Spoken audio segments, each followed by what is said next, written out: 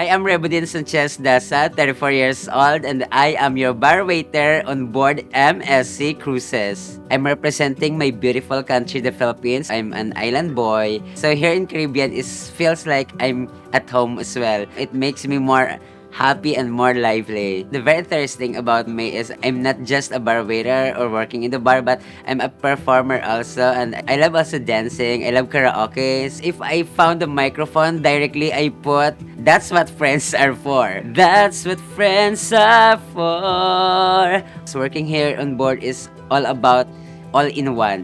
You have your vacation, you can travel around, you can explore a lot of countries and cities.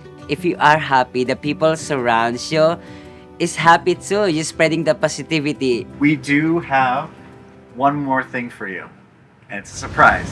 Oh my gosh, it's so fun.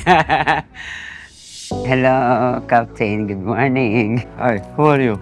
On behalf of the MSC Cruises, we want to thank you for your hard work and welcome you as one of the first crew members to join us on our newest ship, MSC World America. Wow. Okay? Wow, thank you so much. This is one of my dreams to open the MSC World America ship. I'll see you on board in MSC World America sailing on April 2025.